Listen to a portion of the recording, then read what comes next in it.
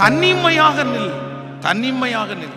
ஒரு தேவனுடைய பிள்ளைய ஆண்டவர் நடத்துகிற பாதையே என்ன அப்படின்னா, நீங்கள் முதல்ல ஆரம்பிக்கும் போது நீங்க தனிமையா தான் ஆண்டவர் நிக்க வைக்கிறாரு. நம்ம வளர்ந்ததற்கு பிறகு நம்முடைய கூட்டங்கள் அதிகமாகும் போது, நம்முடைய செல்வ பெருக்கு அதிகமாகும் போது நம்மோடு நிறைய பேர் வந்து சேர்கிறார்கள். அவர்களுக்கு நாம் உதவி செய்கிறோம். ஆனால் ஒரு வெற்றியுள்ள தலைவனாய் தலைவியாய் நீங்கள் நிற்க வேண்டும் என்றால், நான் கூட்டத்தோட தான் ஆரம்பிப்பேன், நான் ஜனங்களோட தான் நான் ஆரம்பிப்பேன், நான் என் சொந்தக்காரங்களோட தான் ஆரம்பிப்பேன் அப்படின்னு நீங்க நினைச்சிட்டீங்க அப்படின்னா, நிச்சயமாகவே அந்த காரியத்துல உங்களால பெரிய வெற்றியை அடையவே முடியாது. அவர்கள் உங்களை அப்படி செய்யவும் விட மாட்டார்கள். நீங்கள் வளர்ந்ததற்கு பிறகு உங்களோட வந்து கூடுகிற கூட்டம் வேற, நீங்க வளர்றதுக்கு முன்னாடி வந்து கூடுற கூட்டம் வேற. நீங்க வளர்றதுக்கு முன்னாடி ஆட்களோட தான் இருக்கணும், நான் தனிமையில செய்ய மாட்டேன் அப்படின்னு சொன்னா, அந்த ஜனங்கள் உங்களை எப்படி வேணுமாலும் டைவர்ட் பண்றதுக்கு நிறைய வாய்ப்பு இருக்குது. ஆனா நீங்க வந்து ஆரம்பிக்கும் போது, நீங்கள் ஒரு காரியத்தை செய்யும் போது, நீங்க எப்பவும் எப்படிதான் இருக்கணும் அப்படின்னா, தனிமையிலே தான் ஆண்டவர் உங்களை பழக்கிறாருங்கிறதை நீங்கள் மறந்து விடவே கூடாது.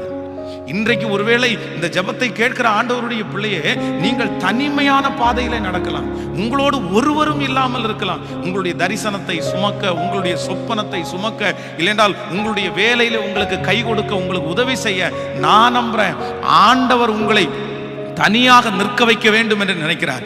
ஆண்டவர் உங்களை உயர்ந்த இடத்துல வைக்க வேண்டும் என்று நினைக்கிறார்.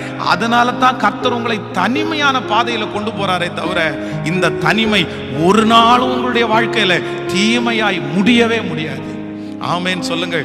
நீங்கள் பரிசுத்தவான்களுடைய வாழ்க்கையை எடுத்து வாசிப்பீர்களே ஆனாலும், அவர்களையும் கர்த்தர் எப்படி நடத்தினார் அப்படின்னா, அவங்க கூட கூட்டத்தில் அத்தனை பேர் இருந்தாலும் கர்த்தர் அவர்களை மட்டும் தனியாக கர்த்தரவனை நடத்தினார். யாருமே அவங்களோட வந்து சேர மாட்டாங்க, யாருமே அவங்களுக்கு பிரியமா இருக்க மாட்டாங்க, இவங்க சொல்றது யாருக்குமே பிடிக்காது, அவங்க இவங்களுக்கு விரோதியா இருப்பார்கள். ஒரு வீட்டுல ஒருத்தன் தனிமைப்படுத்தப்படுறான் அப்படின்னா, ஒரு ஆபீஸ்ல ஒருத்தன் தனிமைப்படுத்தப்படுறான் அப்படின்னா, ஒரு குடும்பத்துக்குள்ள ஒருத்தன் தனிமைப்படுத்தப்படுறான்னா, நான் நம்புறேன் கர்த்தர் அவனை கொண்டு அங்கே ஏதோ ஒன்றை செய்ய போகிறார். அதற்காகத்தான் அந்த சூழ்நிலையை கர்த்தர் அனுமதிக்கிறாரே தவிர வேறு ஒன்றும் இல்லை, வேறு ஒன்றும் இல்லை. சோ எல்லாருமே எதற்காக பழகி கொள்ளணும்னா, தனிமையில ஆரம்பத்தில் நீங்க தனிமையில நின்று அப்படியே பழகணும், தனிமையில நீங்க ஜெயிச்சு பழகணும், தனிமையில நீங்க போராடி பழகணும், தனிமையில ஒரு மனுஷனிடத்துல பேசி பழகணும். அதுதான் உங்களை வெற்றியுள்ள தலைவனாய் மாற்ற முடியுமே தவிர, இல்லை என்றால் நீங்கள் கூட்டத்தோடு இருக்கும்போது அது எப்போ நம்முடைய வாழ்க்கைக்கு வெற்றியை கொண்டு வராது. ஆமென். ஆண்டவரே, எனக்கு சில நேரங்களில் சிலருக்கு வந்து ஆட்கள் இல்லை அப்படின்னா அப்படியே மனசு வெடிச்சு போகுது. சிலருக்கு அதான் ரொம்ப பிடிக்கும், ஆளோட இருக்கணும், 10 பேர் வீட்டில் எப்பவுமே சாப்பிடணும், சிரிக்கிறதுக்கு ஒரு 5 பேர் உட்கார்ந்து இருக்கணும், கூட இப்போ இருக்கிறதுக்கு அங்கே போய் இங்கே போன்றதுக்கு ஆள் இருக்கணும். இல்லவே இல்லை. கர்த்தர் சில மனிதர்களை தனியாகவே கர்த்தர் நடத்துகிறார். ஆமென் சொல்லுங்க. ஆனா இந்த வசனத்தை நான் தியானித்துக் கொண்டிருக்கும் போது ஒரு 3 காரியங்களை நான் வந்து அறிந்து கொண்டேன். அப்படின்னா, நீங்கள் தனிமையாய் இருக்கிறதுனால உங்களுக்கு 3 விதமான ஆசீர்வாதம் இருக்குது. ஒரு மனிதன் தனிமைப்படுத்தப்படும் போது அவர்களுக்கு 3 விதமான ஆசீர்வாதம் இருக்கிறது. நம்பர் 1, முதலாவதாக வாசிக்க போகிறோம். யோவான் எழுதின சுவிசேஷத்திலே 8ஆம் அதிகாரத்திலே 6வது வசனத்தை வாசிக்கலாம். அவர் மேல் குற்றம் சுமத்துவதற்காக காரணம் உண்டாகும் பொருட்டு அவரை சோதிக்கும்படி இப்படி சொன்னார்கள். இயேசுவோ குனிந்து விரலினால் தரையிலே எழுதினார். அவர்கள் ஓயாமல் அவரை கேட்டு கொண்டிருக்கையில் அவர் நிமிர்ந்து பார்த்து, உங்களில் பாவம் இல்லாதவன் முதலாவது கல்லெறிய கடவன் என்று சொல்லி மறுபடியும் குனிந்து தரையிலே எழுதினார்.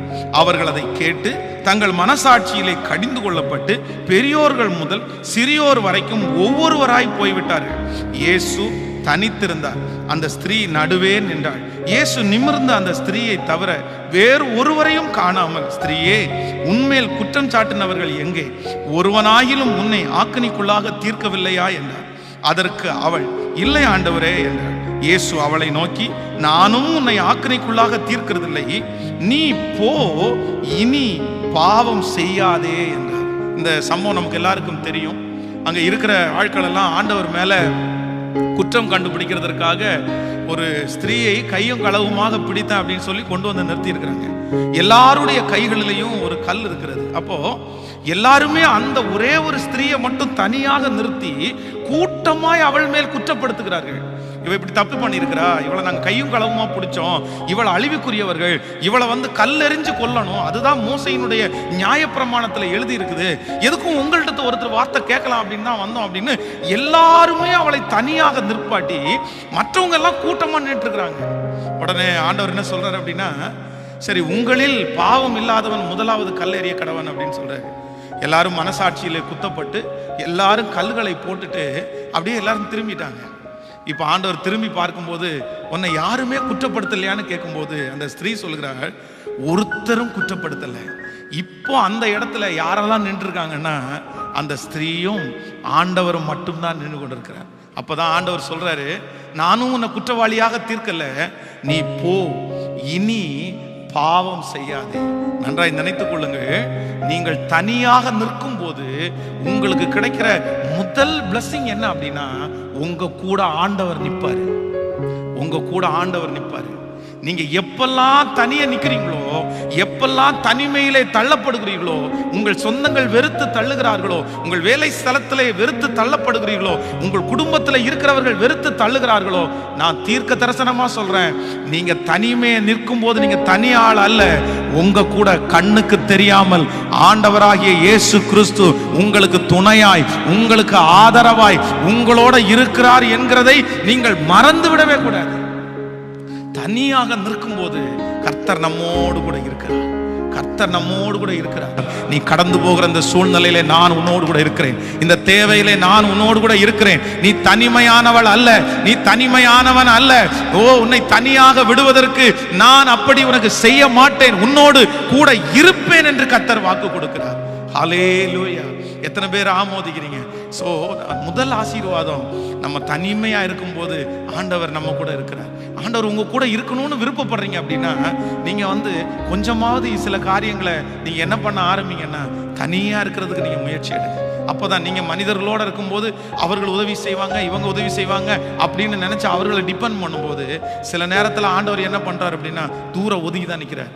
அதான் நீங்கள் இன்றைக்கு கர்த்தர் உங்களுக்காக யுத்தம் பண்ணுவார், நீங்க சும்மா இருப்பீங்க, நீங்க அமைதியா இருங்க. சில காரியங்களை நம்ம ஆட்களை வச்செல்லாம் செய்யவே முடியாது, ஆட்களை வச்சு பண்ணவே முடியாது. நம்ம எப்படிதான் இருக்கணும் அப்படின்னா, நம்ம தனிமையாய் நிற்கும் போது தேவன் நமக்கு இரக்கம் பாராட்டுகிறவரா இருக்கிறார். 2 தீமோத்தேயு 4ஆம் அதிகாரத்திலே எடுத்துக்கொள்ளலாம். 4ஆம் அதிகாரம் 16வது வசனத்தை நம்ம வாசிக்கும் போது, 4ஆம் அதிகாரம் 16வது வசனத்தை சேர்ந்து வாசிக்கலாமா? 16வது, நான் முதல் விசை உத்தரவு சொல்லுகையில் ஒருவனும் என்னோடு இருக்கவில்லை, எல்லாரும் என்னை கைவிட்டார்கள், அந்த குற்றம் அவர்கள் மேல் சுமராதிருப்பதாக. கர்த்தரோ எனக்கு துணையாக நின்று என்னாலே பிரசங்கம் நிறைவேறுவதற்காகவும் புறஜாதியர்களுக்கெல்லாம் கேட்கிறதற்காகவும் என்னை பலப்படுத்தினார். சிங்கத்தின் வாயிலிருந்தும் நான் ரட்சிக்கப்பட்டேன். அப்போஸ்தலனாகிய பவுல் சொல்லும்போது சொல்கிறார், நான் முதல் விசை ராஜாவுக்கு முன்பாக உத்தரவு சொல்லுகையில் ஒருவனும் எனக்கு முன்பாக நிற்கல. யாருமே, இத்தனை பேர் இருந்த போதிலும் நான் தனிமையா தான் நின்னேன். ஆனா ஒன்று நான் நம்புறேன், கர்த்தரோ எனக்கு துணையாய் நின்றார். ஹல்லேலூயா. ஸோ அப்போ ஃபர்ஸ்ட் ஆசீர்வாதம், நீங்கள் தனிமையாய் நிற்கும் போது என் கூட யார் இருக்கிறான்றதை மறந்துடக்கூடாதுன்னா, கர்த்தர் என்னோடே இருக்கிறார், என் இயேசு என்னோடே இருக்கிறார். ஹல்லேலூயா. அந்த சிச்சுவேஷன் வரும்போதெல்லாம் நீங்க நினைங்க, அவங்களுக்கெல்லாம் எல்லாரும் இருக்காங்களே, எனக்கு மட்டும் ஏன் யாரும் இல்லை, எனக்கு மட்டும் ஏன் இல்லை, நீ நினைக்கவே நினைக்காதீங்க. அவங்களோட இருக்கிறது மனித பலம், அவர்களோட இருக்கிறவங்க வெறும் சொந்தக்காரங்க தான். ஆனா நம்மோட தனிமையில நிற்கிறது வானத்தையும் பூமியையும் படைத்த உன்னதமான தேவன், மகா பெரிய தேவன், அற்புதங்களை செய்கிற தேவன். அவர்களுக்கும் நம்முடைய ஆண்டவருக்கும் எம்மாத்திரம், நம்முடைய ஆண்டவர் எவ்வளவு பெரியவர். ஆமென். அப்பதான் பாடணும், நீர் என்னோடு இருக்கிறதுனால எனக்கு என்னாலும் வெற்றி, எனக்கு தோல்வி இல்லவே இல்லை. ஆமென். யாரும் நம்மோட கடைசி வரைக்கும் இருக்கவே முடியாது. யாரும் நம்மோட கடைசி வரைக்கும் இருக்க மாட்டாங்க. நம்ம பெத்த அம்மாவோ அப்பாவோ கடைசி வரைக்கும் வர மாட்டாங்க. இதை மனசுல பிக்ஸ் பண்ணிட்டு நீங்க என்ன பண்ணணும் அப்படின்னா, ஆண்டவர் என் கூட கடைசி வரைக்கும் வருவார் என்கிற ஒரு பெரிய நம்பிக்கை நமக்கு மிக அவசியமான ஒன்று. அது மனிதன் நம்மளை விட்டு பிரிந்து போகும்போது கஷ்டம்தான். ஆனா நான் என்ன நம்புறேன் அப்படின்னா, கடைசி வரைக்கும் உங்களோட இருக்கிற இயேசு உங்களோடு கூட இருக்கிறார். நீங்க மனிதர்கள் உங்களை விட்டு போனதை குறித்து நீங்கள் ஒரு நாளும் கவலைப்படாதீங்க. நீங்க தனியா இல்ல, நீங்க தனியா இல்ல, நீங்க தனியா இல்ல. ஆண்டவர் உங்களை தனியா வைக்கல. நீங்க தனியா இந்த உலகத்துல நடமாடல, உங்களுக்கே தெரியாம ஆண்டவர் உங்களோட கண்டிப்பா இருக்கிறார். அதனாலதான் நீங்க ஜீவனோட இருக்கிறீங்க. கர்த்தர் உங்களை கொண்டு நிறைய பேரை சாட்சியாய் நிறுத்த போறார். நிறைய பேருக்கு சாட்சி சொல்றதற்காக தான் ஆண்டவர் உங்களை வச்சிருக்கிறார். அதனால எல்லாரும் இருக்கணும், எல்லாரும் இருக்கணும், எல்லாரும் இருக்கணும். ஆரம்பத்துல எல்லாரும் இருக்கணும். நோ நோ நோ, சில இடங்கள்ல நீங்க மட்டும்தான் நிக்கணும். அப்பதான் ஆண்டவர் உங்களுக்கு அழகா உங்களை நடத்த முடியும். ஆமென் சொல்லுங்க. நம்பர் 2, இரண்டாவதாக, நீங்கள் தனியாக நிற்கிறதுனால உண்டாகிற இரண்டாவது ஆசீர்வாதம், அதை கூட நம்ம வாசிக்க போறோம். ஆதியாகமம் 30வது அதிகாரத்திலே 27வது வசனத்திலிருந்து நம்ம வாசிக்கலாமா? அப்பொழுது லாபான், உன் கண்களில் எனக்கு தயவு கிடைத்ததேயானால் நீ இரு, உன் நிமித்தம் கர்த்தர் என்னை ஆசீர்வதித்தார் என்று குறிப்பினால் அறிந்தேன். உன் சம்பளம் இன்னதென்று எனக்கு சொல், நான் அதை தருவேன் என்றான். அதற்கு அவன், நான் உம்மை சேவித்த விதமும் உம்முடைய மந்தை என்னிடத்தில் இருந்த விதமும் அறிந்திருக்கிறீர். நான் வரும் முன்னே உமக்கு இருந்தது கொஞ்சம், நான் வந்த பின் கர்த்தர் உம்மை ஆசீர்வதித்ததினால் அது மிகவும் பெரிதாயிருக்கிறது. இனி நான் என் குடும்பத்திற்கு சம்பாத்தியம் பண்ணுவது எப்போது என்றான். அதற்கு அவன், நான் உனக்கு என்ன தர வேண்டும் என்றான். யாக்கோபு, நீர் எனக்கு ஒன்றும் தர வேண்டியதில்லை, நீ சொல்லுகிறபடி நீர் எனக்கு செய்தால் உம்முடைய மந்தையை திரும்பி காப்பேன். ஆமென் சொல்லுங்கள். இதுவரையிலையும் இந்த யாக்கோபு தன்னுடைய மாமனாகிய லாபானுடைய வீட்டிலேயே அடைக்கலமா இருக்கிறேன். இவன் தனியா இருக்க முடியாதனால அந்த குடும்பத்தோட இருந்து அந்த திருமணத்தை எல்லாம் பண்ணி, இப்போ அவனுக்குள்ளே ஒரு எண்ணம் வருது, இல்ல இல்ல இல்ல இல்ல கண்டிப்பா நம்ம இந்த மாதிரி இது கூட்டத்தோட இருக்கிறது எப்பவும் செட் ஆகாது.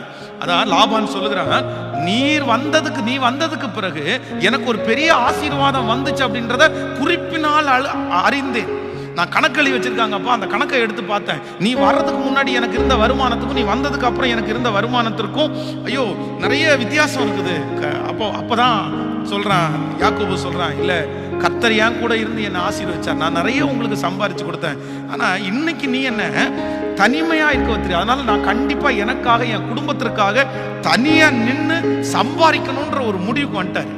அதற்கு பிறகு உனக்கு என்ன வேணும் கேளுப்பா, எனக்கு ஒன்றும் தர வேண்டாம், இனி நான் செய்யறதுக்கு எனக்கு சம்பளம் கொடுத்தா போதும்னு சம்பளம் பேசி அதன் மூலமாய் யாக்கோபு ஒரு பெரிய திரளான ஐஸ்வர்யம் உள்ளவனானார். வேதம் சொல்லுது, அவனுக்கு ஆடுகள், மாடுகள், வேலைக்காரர்கள், வேலைக்காரிகள் எல்லாம் பெருகின. இப்போ தன்னுடைய மாமனார் வீட்டை விட்டு வெளியே வருகிறார். மாமனார் இவரை தேடி வரார். தேடி வரும்போது வேதம் சொல்லுது, அந்த மாமனாருக்கு முன்பாக யாக்கோபு தலை குனிந்தல்ல, தலை நிமிர்ந்து நின்றார். ஏன் அப்படின்னா, நான் உங்களுக்கு கொடுக்க வேண்டியது ஒன்றும் இல்லை, நீங்க எனக்கு தர வேண்டியது ஒன்றும் இல்லை, உங்களுடைய பொருள் எதையுமே நான் எடுத்துக்கொள்ளவில்லை, உங்களுடைய பொருள் எது இருந்தாலும் நீங்க அழகா எடுத்துக்கொண்டு போங்க அப்படின்னு அவன் சொல்லிட்டான். அப்போ நன்றாய் நினைத்துக் கொள்ளுங்கள், நீங்கள் தனியாக நிற்பீர்களே ஆனால் எந்த மனுஷனிடத்திலையும் நம்ம வருத்தம் வைக்க வேண்டிய அவசியமே இல்லை. யாருமே நம்மளை என்ன பண்ண மாட்டாங்கன்னா காயப்படுத்தவே மாட்டார்கள். நீங்கள் எப்பொழுது மனிதர்களோட நிற்கணும் அப்படின்னு நினைக்கிறீங்களோ, சில நேரங்களில் எந்த மனிதர்களோட நம்ம நிற்கிறோமோ அந்த மனிதர்கள் நம்மை அதிகமாய் காயப்படுத்துவார்கள். ஆனா நீங்க தனியா நின்னீங்கன்னு வைங்களேன், உங்களை யாரும் காயப்படுத்தவே முடியாது, உங்களை யாரும் வருத்தப்படுத்தவே முடியாது. இன்னைக்கு சிலர் ரொம்ப காயப்பட்டிருக்கிறதுக்கு காரணம் என்ன அப்படின்னா, தெரியாதவர்களால் அல்ல, தூரத்தில் இருக்கிறவர்களால் அல்ல, மூணாவது நபர்களால் அல்ல, யார் நம்ம கூட நின்னாங்களோ, யார் நமக்கு தோள் கொடுத்தாங்களோ, யார் நம்மளை தூக்கி விடணும்னு நினைச்சாங்களோ அவங்களால தாங்க நமக்கு ரொம்ப மன வருத்தம், அவங்களால தாங்க நமக்கு ரொம்ப கஷ்டம். அதனால சில நேரங்கள்ல ஆண்டவர் உங்களை தனிமையா இந்த பாதையில ஓடுப்பா, உனக்கு யாரும் வேண்டாம் அப்படின்ற காரியத்தை உங்களுக்கு செய்யும் போது நீங்க மனசார அதை ஏற்றுக்கொள்ளணும். ஏன் அப்படின்னா, நான் தனியா நிற்கும் போதுதான் நிறைய மனிதர்கள் என்னை வருத்தப்படுத்தவே முடியாது. ஆமேன்னு சொல்லுங்கள். எத்தனை பேர் விசுவாசிக்கிறீங்க? இல்லை அப்படின்னா சில நேரங்களில் அவங்க ரொம்ப ஈஸியாக நம்மளை என்ன பண்ணிடுவாங்கன்னா வருத்தப்படுத்திட்டு போயிட்டே இருப்பாங்க. அவர்களாலே நமக்கு மிகப்பெரிய பயம் உண்டாகும். சவுல் ராஜா அவனுடைய வாழ்க்கையிலே தன்னை சுற்றி இருந்த ஜனங்கள் எல்லாம் தன்னை சுற்றி இருக்கிற ஜனங்கள் போகிறதை பார்த்த உடனே அவன் பயங்கரமா சோர்ந்து போயிட்டான் பாருங்களேன். உடனே அந்த பலி செலுத்துவதற்காக முயற்சி எடுக்கிறான். அவனுடைய வாழ்க்கையில செய்த தவறே தன்னை விட்டு ஜனங்கள் போகிறத பார்த்த உடனே அவனால அந்த அந்த போரை முடிக்க முடியுமான்ற அவநம்பிக்கை வந்து விட்டது. அப்போ நம்மை விட்டு சில மனிதர்கள் கடந்து போகும்போது நமக்கு அவநம்பிக்கை வந்துடும், நம்ம சோர்ந்து போயிடுவோம், நம்ம அந்த காரியத்தை மேற்கொண்டு செய்யவே முடியாது. அதற்காக தான் நான் என்ன சொல்றேன் அப்படின்னா, எதுவா இருந்தாலும் கர்த்தர் சமூகத்தில் நீங்க தனியா செய்யுங்க, அது உங்களுக்கு மிகப்பெரிய வெற்றியா இருக்கும். யாரும் நம்மளை விழத்தள்ளவும் முடியாது, யாரும் நம்மளை சோர்ந்து போக பண்ணவும் முடியாது. இல்ல அப்படின்னா அவங்க நம்மளை விட்டு போன உடனே நமக்கு என்ன வரும் அப்படின்னா ஒரு பெரிய சோர்வு வரும். ஐயோ இவங்க இல்லைன்னா நம்மளால பண்ண முடியாதோ, இவங்க இல்லைன்னா நம்ம செய்ய மாட்டோமோ, இவங்க இருந்தாங்களே இப்ப இல்லையே, நம்ம ஏன் அதுக்கு பண்ணணும்? நீங்க நில்லுங்க, உங்க பட்சத்துல நிற்கிற ஆண்டவர் வெற்றியாய் நடத்த வல்லவராய் இருக்கிறார். ஹல்லேலூயா. சோ நீங்க தனியாக நிற்கிறதுனாலே கிடைக்கிற இரண்டாவது ஆசீர்வாதம் என்ன அப்படின்னா, நான் யாரு போனாலும் யாரு வந்தாலும் நான் கவலைப்பட போறதே இல்லை, நான் சோர்ந்து போகவே மாட்டேன். என்னை யாருமே என்ன பண்ண முடியாதுன்னா சோர்ந்து போக பண்ண முடியவே முடியாது. என் கூட நீர் இரு ஆண்டவரே, நீர் என் கூட இருந்தா என்னை ஏன் வருத்தப்படுத்துறாங்க, என்னை ஏன் கஷ்டப்படுத்துறாங்க, என் மனசை ஏன் உடைக்கிறாங்க? இல்லை, ஆள் வேணும் ஆள் வேணும் ஆள் வேணும், ஜனங்கள் இருக்கணும்னு நினைக்கிற எல்லாருக்கும் இந்த செய்தி கண்டிப்பாக பொருந்தும்.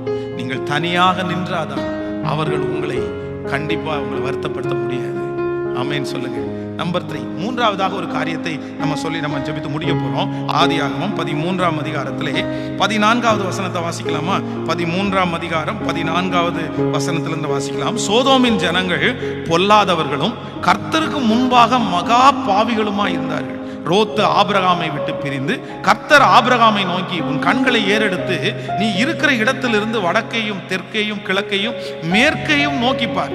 நீ பார்க்கிற இந்த பூமி முழுவதையும் நான் உனக்கும் உன் சந்ததிக்கும் என்றென்றைக்கும் இருக்கும்படி கொடுத்து உன் சந்ததியை பூமியின் தூளை போல பெருக பண்ணுவேன். ஒருவன் பூமியின் தூளை எண்ண கூடுமானால் நான் உன் சன்னதியையும் எண்ணப்படும். நீ எழுந்து தேசத்தின் நீளமும் அகலமும் எம்மட்டோ அம்மட்டும் நடந்து திரி, உனக்கு அதை தருவேன் என்றான். ஹல்லேலூயா. கையை உயர்த்தி ஒரு ஹல்லேலூயா சொல்லுங்க. இந்த சம்பவம் என்ன அப்படின்னா, ஆபிரகாமும் லோத்தும் இப்ப இருக்கிறாங்க. நீங்கள் ஆபிரகாம் தன்னுடைய ஊரை விட்டு கிளம்பும் போது பாத்தீங்க அப்படின்னா ஒவ்வொருத்தரா அவனை விட்டு கலந்துட்டே இருக்கிறாங்க. ஃபர்ஸ்ட் ஒரு இடத்துல தேராகு அந்த ஒரு டீம் அவனை விட்டு கலருது, அடுத்த டைம் இன்னொரு டீம் அவனை விட்டு போகுது. இப்ப கடைசி வரைக்கும் அவனோட பிரயாணம் பண்றது யார் அப்படின்னா இந்த லோத்து தான் பிரயாணம் பண்றான். அப்போ ஆபிரகாம் என்ன நினைச்சிருப்போம் அப்படின்னா, சரி இடையில வந்தவங்க நிறைய பேர் நம்மளை விட்டுட்டு போயிட்டாங்க, ஆனா இந்த லோத்து நம்மளை விட்டு கண்டிப்பா போக மாட்டான், அதனால அவனுக்கு நிறைய ஃப்ரீனஸ் எல்லாம் கொடுத்து வச்சிருந்தான். இப்ப திடீர்னு பார்த்தா லோத்துக்கும் ஆபிரகாமுக்கும் எந்த பிரச்சனையும் இல்லை, ஆனா லோத்துனுடைய மந்தை மேய்ப்பருக்கும் ஆபிரகாமுடைய மந்தை மேய்ப்பருக்கும் பயங்கரமான வாக்குவாதம் இப்ப பிரிகிற சூழ்நிலையில போயிட்டாங்க. இதுவரையிலும் பிரியாம இருக்கிறது இவர் ஒருத்தர் தான், இப்ப அவனும் பிரிஞ்சிட்டான், இப்ப அவன் போயிடறான். போனா அது வரைக்குமே ஆண்டவர் இப்படிப்பட்ட வாக்கு தத்தத்தை ஆபிரகாம்கிட்ட சொல்லவே இல்லை. ஆனா எப்போ ஆபிரகாமை விட்டு லோத்து பிரிந்து போறானோ அப்பவே கர்த்தர் என்ன சொல்றாரு அப்படின்னா, நீ இந்த பூமியில எவ்வளவு தூரம் நடக்க முடியுமோ அவ்வளவு தூரம் நடந்து திரி, அதை நான் உனக்கும் உன் சந்ததிக்கும் நான் தருவேன்னு கர்த்தர் வாக்கு கொடுத்தார். இவன் லோத்து போகிற வரைக்கும் அந்த வாக்குத்தத்தம் வரவே இல்லை. நன்றாய் கவனித்துக் கொள்ளுங்க. நீங்க சிலர் நம்மளை விட்டு கலர்றதை பற்றி கவலைப்படக்கூடாது. சிலரை ஆண்டவர் நம்மை விட்டு எடுத்துக்கொள்றதை பற்றி கவலைப்பட, அவங்க டேலண்ட் உள்ள ஆட்களா இருக்கலாம், அவங்க பணபலம் உள்ளவர்களா இருக்கலாம், இல்லையென்றால் அவர்கள் உங்களுக்கு சப்போர்ட்டிவான ஆட்களா இருக்கலாம். கர்த்தரே ஒரு மனுஷனை உங்களை விட்டு விலக்குறார் அப்படின்னா நீங்க நினைக்க வேண்டியது, உங்களை தனியா நிக்க வைக்கிறாருன்னா நீங்க நினைக்க வேண்டியது ஒண்ணு என்னன்னா, கர்த்தர் உங்களை முழுமையா ஆசீர்வதிக்க போறாருன்னு அர்த்தம். கர்த்தர் எப்படி உங்களை ஆசீர்வதிக்க போறாரு? சிலர் தனியாக நின்றால்தான் நீங்கள் முழுமையான ஆசீர்வாதத்தை பெற்றுக்கொள்ள முடியும். உங்களுடைய தரிசனம் முழுமையாக நிறைவேற வேண்டும் என்றால் நீங்கள் தனியாக நின்றால்தான் உங்கள் தரிசனம் முழுமையாக நிறைவேற்றப்படும். இல்லை அப்படின்னா அவங்க எனக்கு ஹெல்ப் பண்ணுவாங்க, அவங்க கூட இருக்கட்டும்னு நினைச்சீங்கன்னா உங்க தரிசனம் உங்களை கொண்டு கர்த்தர் வச்சிருக்கிறது முழுமையா என்ன பண்ணாதுன்னா ஃபினிஷ் ஆகவே ஆகாது. இதுவரைக்கும் ஆபிரகாமுக்கு இப்படி வாக்குத்தத்தம் கிடைக்கல. அவன் வெளியே போனோன்னு கர்த்தர் சொல்றாரு, மொத்தமும் யாருக்கு தான்ப்பா, நீ எவ்வளவு தூரம் நடக்க முடியுமா நடந்தது, எல்லாமே உனக்கு தான், எல்லாமே உனக்கு தான், நான் உனக்காக தான் வச்சிருந்தேன். ஸோ அவன் உள்ள இருந்தான். அவன் ஜெபத்துல குறைவு, விசுவாசத்துல குறைவு. நீ நேசிக்கிற அளவுக்கு என்ன அவன் நேசிக்கல, நீ விரும்புற அளவுக்கு நீ என்ன விரும்பல. இப்போ அவன் வெளியே போனதுக்கு அப்புறம் உன்னை மட்டும் நான் தனியா கான்சன்ட்ரேட் பண்ண விரும்புறேன். ஹல்லேலூயா. இந்த ஜெபத்துல இருக்கிறவங்களுக்கு கர்த்தர் தீர்க்க தரிசனமாய் சொல்லுகிறார். ஆண்டவர் இப்படிப்பட்ட ஒரு சூழ்நிலையிலே உங்களை அனுப்புகிறாரா? உங்களை எல்லாரும் உங்களை விட்டு பிரிந்து போகிற ஒரு சூழ்நிலை நீங்கள் தள்ளப்படுகிறீர்களா? நம்புகிறவர்கள் எல்லாம் உங்களை ஏமாற்றுகிறார்களா? நான் நம்புறேன், ஆண்டவர் உங்களை தனியா கர்த்தர் உங்களை ஆசீர்வதிக்கிறதுக்கு கர்த்தர் விரும்புகிறார். உங்களுக்குரியதை கர்த்தர் கொடுக்கிறதுக்காய் கர்த்தர் விரும்புகிறார். உங்களுக்குரிய முழுமையான ஆசீர்வாதத்தை நீங்கள் பெற்றுக்கொள்ள போகிறீர்கள். எத்தனை பேர் ஆமோதிக்கிறீங்க? உங்க ஆசீர்வாதத்தை அவங்க பிச்சு பிச்சு எடுக்கிறதுனால, அவங்க தூரத்துல கொண்டு போறதுனால ஆண்டவரால உங்களால முழுமையா ஆசீர்வதிக்கவே முடியல. அதனால நான் இந்த செய்தியை கொடுக்கறதுனால அவசரப்பட்டு உடனே சுற்றி இருக்கிறவங்களை எல்லாம் கலட்டி விட்டுட்டு நீங்க வந்துருங்க அப்படின்னு சொல்லல. நீங்க யாரையுமே கலட்டி விட வேண்டாம். உங்களை விட்டு யாருமே போக வேண்டாம்.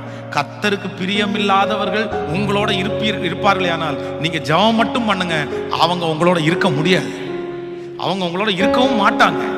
ஆமோதிக்கிறீங்களா இல்லையா? அவங்களே அவங்க உங்களை விட்டுட்டு சமாதானமா அவங்க வெளியே போயிடுவாங்க. நீங்க ஜெபம் மட்டும் பண்ணா போதும். ஸோ அப்படி உங்களை விட்டு போறவங்களுக்காக நீங்க என்ன படக்கூடாது அப்படின்னா, வருத்தம் மட்டும் படக்கூடாது. வருத்தம் மட்டும். எல்லாரும் மாறுவார்கள். மாறுவார்களா? சத்தமா சொல்லுங்க. எல்லாரும் மாறுவார்களா? எல்லாரும் கைவிடுவார்களா? அதான் நான் 3 காரியத்தை எப்பவும் சொல்லுவேன். ஒண்ணு, யாரு வேணாலும் உங்க மேல பொறாமப்படுவாங்க. ஹலோ சொல்லுங்க, சத்தமா சொல்லுங்க. யாரு வேணும்னாலும் உங்க மேல பொறாமப்படுவாங்க. ஒரு வீட்டுல 2 பெண் குழந்தைகள், குட்டி குழந்தைங்க இருக்குது. இந்த 2 குட்டி குழந்தைங்களுக்குள்ள இந்த இளைய குழந்தை வந்த உடனே அந்த குழந்தைங்க கொஞ்சம் உடம்பு நல்லா இல்லைன்னு சொல்லி அவங்க அம்மா அப்பா கேர் எடுக்க ஆரம்பிச்சிட்டாங்க. இந்த மூத்த பாப்பா வந்து 2 குழந்தை சின்ன குழந்தைங்க தான், கேர் எடுக்க ஆரம்பிச்ச உடனே இந்த குழந்தை தொட்டில படுத்து கிடக்கும் போது கையை பிடிச்சி இழுத்து அது கீழே தள்ளி போடும். அந்த குழந்தைய போய் படார்னு அடிக்கும். இந்த சின்ன குழந்தைக்கு எதுவுமே தெரியாது. ஆனா அம்மா அப்பா ஒரு குழந்தைய எக்ஸ்ட்ரா கேர் எடுக்கிறாங்கன்றது அதால தாங்க முடியல. அதான் ஒரு வாலிப பொண்ணு பிசாசு பிடிச்சது மாதிரி சர்ச்சில் வருது. என்ன பிரச்சனை அப்படின்னு கேட்டா சொல்லுது, எங்க அக்காவை நான் கொன்னாதான் உள்ள பிசாசு பேசுற மாதிரி பேசுது, ஆக்டிங் பண்ணுது. எங்க அக்கா செத்துட்டானா நான் நல்லா இருவேன், எங்க அக்கா செத்துட்டானா நான் நல்லா இருவேன். அப்புறம் விசாரிச்சு பார்த்தா தான் தெரியுது, சின்ன வயசுல இருந்து அவங்க அம்மா அப்பா அக்காவுக்கு ரொம்ப கேர் எடுக்கிறதுனால அவங்க மேல ஒரு பொறாமை. அப்போ ஒன்று நினைத்துக் கொள்ளுங்கள், யார் வேண்டும் என்றாலும் உங்கள் மேல் பொறாமை. பெத்த அம்மா கூட சில டைம் பொறாமப்படுவாங்க, பெத்த அப்பா கூட பொறாமப்படுவாங்க. யார் வேண்டும் என்றாலும் பொறாமப்படுவார்கள். நம்பர் 2, யார் வேண்டும் என்றாலும் மாறுவார்கள். யார் வேண்டும் என்றாலும் மாறுவார்கள். அழுத்தி சொல்றேன், யார் வேணாலும் நீங்க மலையை போல நம்பி இருக்கிறவங்க கூட மாறுவாங்க. நம்பர் 3, யார் வேண்டும் என்றாலும் கைவிடுவார்கள். இந்த 3ஐயும் ஒரு ஆண்டவருடைய பிள்ளை மறக்கவே கூடாது சாகிற வரைக்கும். ஒன்று, யார் வேணாலும் என் மேல பொறாமப்பட முடியும். நம்பர் 2, யார் வேணாலும் என்ன மறந்துடுவாங்க. நம்பர் 3, யார் வேணாலும் என்ன கைவிட்டுருவாங்க. ஸோ அந்த மாதிரி ஒரு சூழ்நிலை வர்றதுக்கு முன்னாடி நான் என்ன சொல்றேன்னா, கர்த்தர் என்னை தனிமையா நிற்க வைக்கும் போது நான் தனியாவே நின்றேன்யா, தனியாவே நின்றேன். கஞ்சியோ கூழோ நான் தனியா நின்று குடிச்சிடறேன்யா. உனக்கு அதுக்காக ஜனங்கள் வேண்டான்னு சொல்லல. வேதம் சொல்லுது, 2 பேர் ஒன்னா இருக்கும்போது சூடுண்டாகும்னு சொல்லுது. ஒருவன் விழுந்தால் ஒருத்தன் தூக்கி விடுவான். நம்ம சகோதர ஐக்கியத்தை குறித்து சொல்ல வரல, ஆனா அவங்களையே சார்ந்து அவங்களையே டிபெண்ட் பண்ணி எந்திரிச்சாலும் தூங்கினாலும் அவங்க பேரை உச்சரிச்சு, ஐயோ அவங்க எல்லாம் நான் வாழ முடியாது, ஐயோ அவங்க இல்லாம நான் எப்படி செய்வேன்? நோ, இல்லவே இல்லை. கர்த்தர் இல்லாம தான் நம்மளால வாழ முடியாது. ஆமேன்னு சொல்லுங்க. ஒரு முழுமையான ஆசீர்வாதத்தை பெற்றுக்கொள்ளணுமா? கர்த்தர் உங்களுக்குரியதை அப்படியே ஃபுல் பண்ணி உங்களுக்கு தரணுமா? உங்களை எப்படிதான் நிக்க வைப்பாருன்னா, தனியா தான் நிக்க வைப்பாரு. ஆமோதிக்கிறீர்கள்? தனியா நிற்கிற ஒரு மனிதன் தான் முழுமையான ஆசீர்வாதத்தை பெற்றுக்கொள்ள முடியும். இந்த நெகேமியாவை குறித்து வேதம் சொல்லுது, அலங்கத்தை கட்ட ஆரம்பிக்கும் போது ஃபர்ஸ்ட் விஷன் என்ன அப்படின்னா, தனக்குள்ளே அவன் ரெடி ஆயிட்டான், அவன் பர்ஃபெக்ட் ஆயிட்டான். அவனுக்குள்ள ஒரு ப்ளூ பிரிண்ட் வந்துருச்சு. அவனுக்குள்ள அந்த ப்ளூ பிரிண்ட் வந்ததுக்கு பிறகுதான் அதை மற்றவங்களுக்கு அவன் ஷேர் பண்றான். அது வரைக்கும் அவன் அந்த தரிசனத்துல யார் தான் நிக்கிறான்னா, அவன் மட்டும்தான் நிக்கிறான். ஆனா உங்களுக்கே வெளிச்சம் இல்லை, உங்களுக்கே ஒரு ஐடியா இல்லை, நீங்களே ஸ்ட்ராங் ஆகல. 10 பேரை கூப்பிட்டு வச்சு என்ன பண்ண போறீங்க? என்ன செய்ய போறீங்க? அந்த காரியம் வெற்றியா முடியாது. முதல்ல உங்க தரிசனத்துல யார் நிக்கணும்? சத்தமா சொல்லுங்க. நீங்க நிக்கணும். நீங்க ஸ்ட்ராங் ஆகணும். ஊழியத்துல கர்த்தர் எனக்கு கற்றுக் கொடுத்த பாடமே அதான். நீ ஊழியம் செய்யறதுக்கு லாயக்குள்ளவனா மாறணும் அப்படின்னா ஃபர்ஸ்ட் நீ தனியா நில்லு. நீ நின்னு நீ தரிசனத்தை சுமந்து நீ நல்லா கஷ்டப்பட்டு என்ன பண்ற, என்ன செய்யற, உன்னை எப்படி நடத்துற எல்லாத்தையும் புரிஞ்சுக்கோ. அதுக்கு அப்புறம் உன் கூட லட்சங்களை ஆயிரங்களை கொண்டு வந்து சேர்ப்பேன். இன்னைக்கு கர்த்தர் அப்படிதான் எனக்கு செஞ்சுட்டு இருக்குது. கிட்டத்தட்ட ஒரு 7 ஆண்டுகள் என்னை தனியவே நிக்க வச்சார். யாருமே இல்லாம அத்தனை சொந்தங்கள், அத்தனை நண்பர்கள் இருந்த போதிலும் கர்த்தர் என்ன தனியவே, இன்னைக்கு இங்க இருக்கிற யாரையோ ஒருத்தரை, இந்த வார்த்தையை கேட்கிற யாரையோ ஒருத்தரை கர்த்தர் இந்த சூழ்நிலையில் தான் நடத்துறாரு. தேவ பிள்ளையே, தனிமையில நிக்கிறத குறித்து மட்டும் சோர்ந்தே போகாது. ஆண்டவர் உங்களுக்கு கொடுக்குற ஆசீர்வாதம் ஃபர்ஸ்ட் நம்பர் 1, முதலாவதாக நீங்க தனியா நிக்கிறீங்க அப்படின்னா உங்க கூட 100% கர்த்தர் நிற்கிறார். ஆமென் சொல்லுங்கள். அல்லேலூயா. மோசேக்கு விரோதமாய் பேசும்போது ஆண்டவரே எழும்பு வழக்காடுகிறார். என் பையன் தனியான்னு நினைச்சிடாத, நான் என் பையன் கூட இருக்கிறேன், அவனுக்காக நான் யுத்தம் பண்ணுவேன், அவனுக்காக நான் வழக்காடுவேன்னு கர்த்தர் எழும்பி நிற்கிறார். ஸோ நீங்க தனியா இருக்கும்போது நம்பர் 1 கர்த்தர் உங்களோட இருக்கிறார். நம்பர் 2, ரெண்டாவது, நீங்கள் தனியா நிற்கும் போது யாருமே உங்களை காயப்படுத்தவே முடியாது, யாரும் உங்களை சோர்ந்து போக பண்ண முடியாது. நீங்க தனியா நிக்கலன்னா தான், கூட்டத்தோட இருந்தாதான் அவங்க நம்மளை சோர்ந்து போக பண்ணுவார்கள். நம்பர் 3, நீங்க தனியா நின்னாதான் உங்களுக்கு ஒரு முழுமையான ஆசீர்வாதத்தை கர்த்தர் உங்களுக்கு தருவார். ஹல்லேலூயா. ஒரு சின்ன பிசினஸ் ஒன்று ஆரம்பிங்க. இன்வெஸ்ட்மெண்ட் இல்லாத ஒரு சின்ன பிசினஸ் ஆரம்பிங்க. இன்வெஸ்ட்மெண்ட்டே இருக்கக்கூடாது. நீங்க பணத்தை செலவு பண்ணக்கூடாது, கடன் வாங்கி தொழில் ஆரம்பிக்க கூடாது. நீங்க ஒரு சின்ன உங்களுடைய சரீர உழைப்பு, உங்களுடைய கர்த்தர் கொடுத்த ஞானத்தினால ஒரு சின்ன பிசினஸ், ₹1 பிசினஸ் ஆரம்பிங்க. ஒரு நாள்ல உங்களுக்கு ₹1 லாபம் வரட்டும், இல்லைன்னா ஒரு மாசத்துல உங்களுக்கு ₹100 லாபம் வரட்டும். அந்த மாதிரி ஒரு பிசினஸ் இப்ப துவங்குங்க. ஜெபம் பண்ணுங்க, அதை டெவலப் பண்ணுங்க, அதை நம்முடைய தேசத்துக்கு தகுந்த மாதிரி அதை மோட்டிவேட் பண்ணி அப்படியே நல்ல அழகா கொண்டு போங்க. நான் சொல்றேன், கர்த்தர் கை உங்களுடைய கையோட இருக்கும். நீங்க இன்னைக்கு தனிமையா இல்லை, ஆண்டவர் இன்னைக்கு நல்லா வாக்கு கொடுக்குறாரு, உங்களோட நான் வர்றேன், உங்களோட கூட நிற்பேன். உங்க கையோட கர்த்தருடைய கை இருக்கும், உங்க பிசினஸோட கர்த்தருடைய பிசினஸ் இருக்கும், உங்களுடைய வருமானத்தோட கர்த்தருடைய வருமானம் இருக்கும். கர்த்தர் உங்களை தனியாய் நின்று கர்த்தர் உங்களை நடத்த போறாரு. உன்னை அதுக்காக தான் வேறு பிரிச்சேன், அதற்காகத்தான் உன்னை குடும்பத்திலிருந்து இன்னைக்கு வரைக்கும் எத்தனை பேரையோ நீ தேடி போற, எத்தனை பேரையோ சார்ந்து போற. ஆனா நீ திரும்பி பார், ஒருத்தர் கூட உன் கூட நிக்கல, ஒருத்தர் கூட உன்னை கூட இந்த பிரயாணத்துல வரல. எல்லாரும் பாதி வெளியில போயிட்டாங்க, கடைசி வரைக்கும் உன் கூட நிக்கிறது நான் தான். கர்த்தர் இன்றைக்கு தீர்க்க தரிசனமாய் திருவிழம் பற்றுவார். நானே உன் கூட கடைசி வரைக்கும் நிப்பேன்னு கர்த்தர் சொல்றேன். இதுவரைக்கும் நிக்காதவங்களை நீங்க தேட வேண்டாம். ஹல்லேலூயா.